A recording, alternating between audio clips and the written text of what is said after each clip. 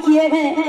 और हमारे बड़े भैया रमेश चंद्र सेहरा जी के आप बड़े भैया हैं, डॉक्टर साहब आदरणीय श्री राम भजन जी भैया के चरणों में कोट कोट नमन। आप भी लोगन के नमस्ते प्रणाम बा का बजौला बाके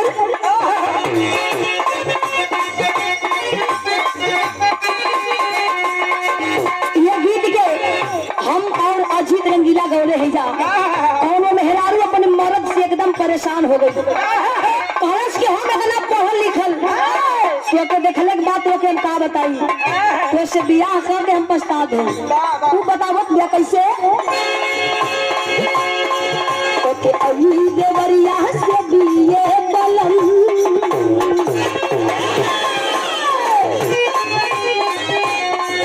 ओके अई देवरिया से बिये बलम जब से भाई बियाह लगल बिये बलम।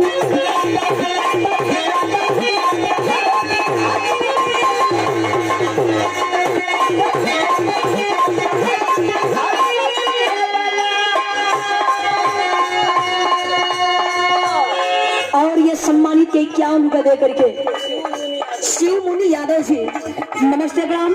आप हूँ लोगन के नमस्ते प्रणाम बा लेकिन मेहरलुआ कहलसी बात मामा कलश के कान खोल के सुन ले पढ़ला लिखला के फरमाई समझ लगे मत देख तो से कम पढ़ल लिखल हम नहीं बनी बहुत बतई से हम कम नहीं पहले बनी तरी गरी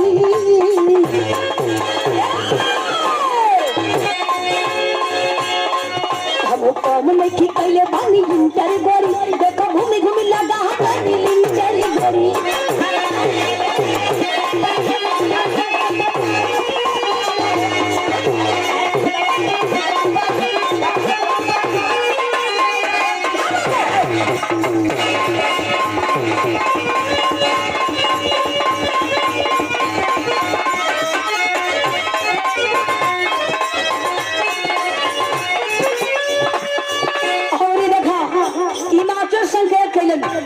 रजनीकांत जी आपके हम बलिया से 22 लाख पूरब ले चले थे जब आप हमारी तरफ आइए गल बनी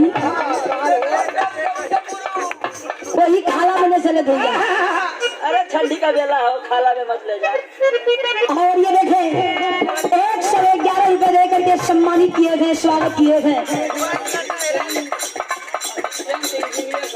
असिस्टेंट इंजीनियर साहब जी राम लखन जी आपकी ओर से सम्मानित किया गया। नमस्ते प्रणाम। आप हम लोगों के नमस्ते प्रणाम बाबा।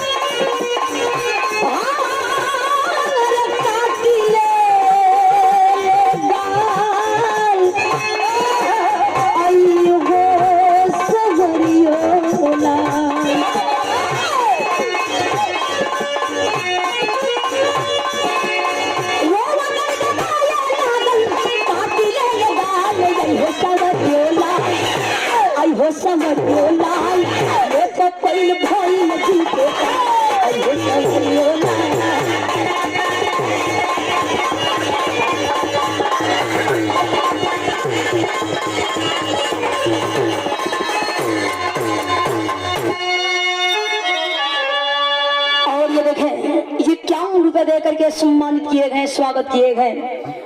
ओम प्रकाश दीवाना जी के आप बहुत बड़े फैन हैं अजय जी आपकी ओर से सम्मानित किया गया। नमस्ते प्रणाम। और ये 101 रुपए दे करके सम्मानित किया श्री लक्ष्मण यादव जी प्रधान जी डाकर चक गाजीपुर से चरणों में कोट कोट नमन। ज्यादा समय ना लेके आप लोगों से बस एक छोट सी नीति सुनावत है। ये जीवन की सच्चाई है, ये दुनिया की सच्चाई है। ये दुनिया में जे भी आइल बा आज ना पे काल ये दुनिया के छोड़ के सब कोई के जाए के बा कोई रहे ना आइल बा। ये दुनिया में सबसे महान और सबसे बलवान अपन कर्तव्य होला जे बढ़िया कर्तव्य करके जाला तो लोग बैठेला तो कहेला कि फलाना बहुत बढ़िया रहल फलानी कहानी बहुत बढ़िया रहले। लोग चल गए सुना दुआर में। दुआर सुना सुना लगत। लेकिन जे गलती करतब करके जाला तो ही मोहल्ला से लोग कहेला कि सरवा चल गए तो बहुत बढ़िया कही। दुआर में मशीन ना चला के पानी ना पिए देत रहल। कोई के चैन से जिए ना देलस। ओके तो पहले जाइल चाहत रहे। ये दुनिया के सच्चाई बा, दुनिया में जियाइल बस सब कोई के जाए बा। ई आत्मा वो मालिक से ओ पियवा से परमात्मा से एगो बात कहत बा। कैसे मास्टर?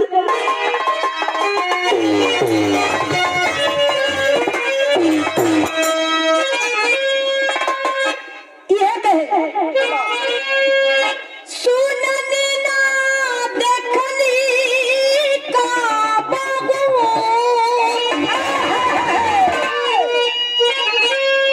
सुननी ना देखनी का बाबू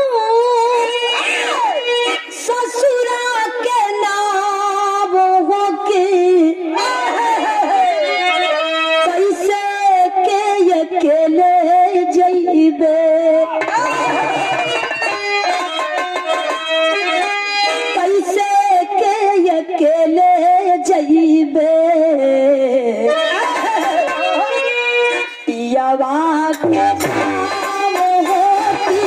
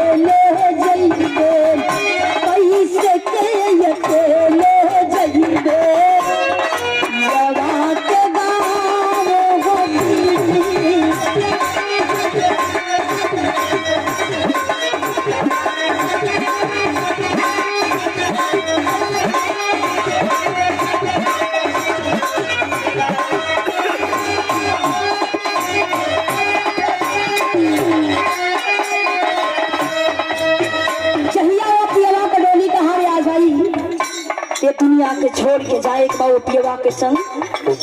कितना सुंदर भाव कवि जी के लिखे के पड़ल।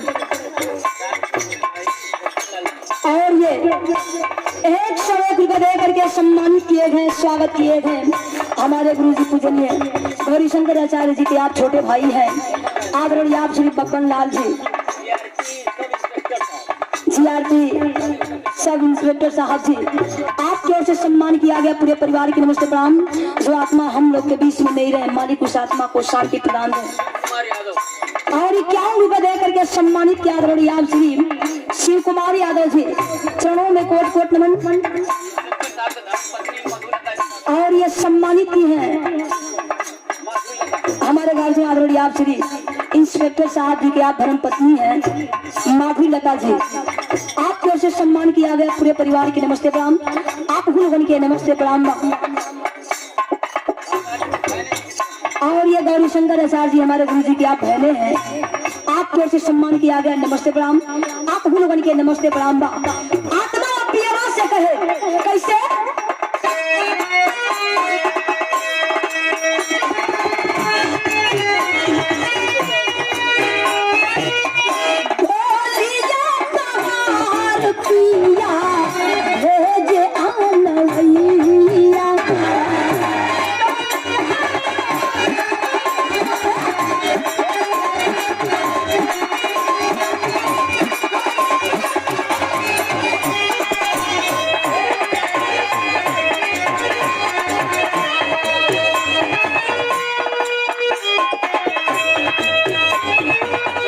हमारे चाचा जी आदरणीय आप श्री सुरेंद्र चाचा जी, हमारे ढोलक मास्टर हीरा भैया जी को आप सम्मानित किए गए। आए आप भी अपने जमाने के सुपरस्टार वादक है, ढोलक वादक है आप। चाचा जी के चरणों में कोट कोट नमन। आप हुन के नमस्ते प्रणाम। लेकिन कहे के पड़ी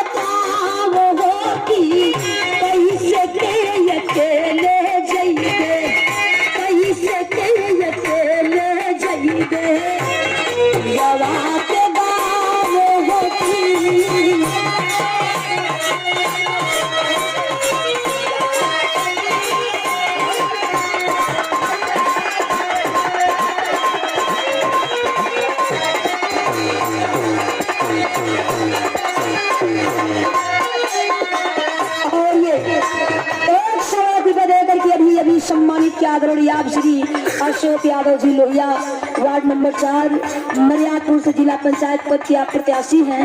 मालिक आपका सपना पूरा करे, चरणों में कोट कोट नमन। आप हुन के नमस्ते प्रणाम बा। ये आत्मा मालिक से आप पियावा से कहे। और ये हमारे बड़े भैया हरिंदर भैया की सुपुत्री है, वो भी मम्मी की ओर से सम्मान सरगम जी समय बहुत कम है, एक 8 मिनट है। चरणों में कोट कोट नमन। आप लोगों के नमस्ते प्रणाम बा। और 100 दे करके सम्मानित किए हमारे गुरु जी गौरीशंकर आचार्य जी के आप सुपुत्री हैं। पूरे परिवार के नमस्ते प्रणाम। लेकिन कहे कपल कैसे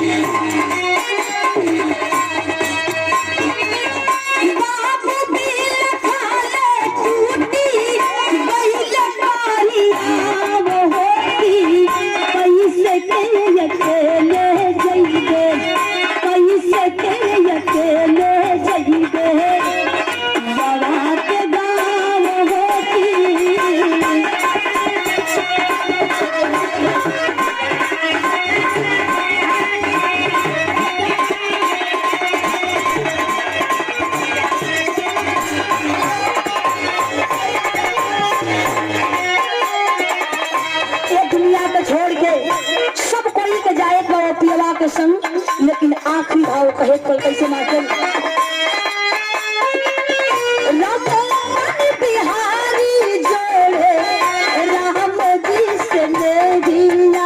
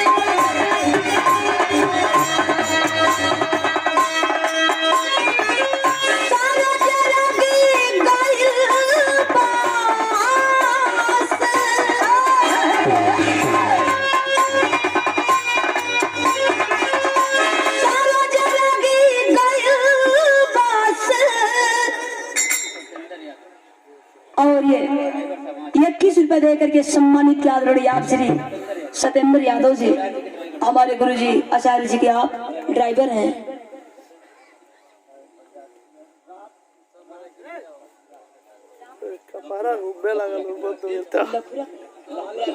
ये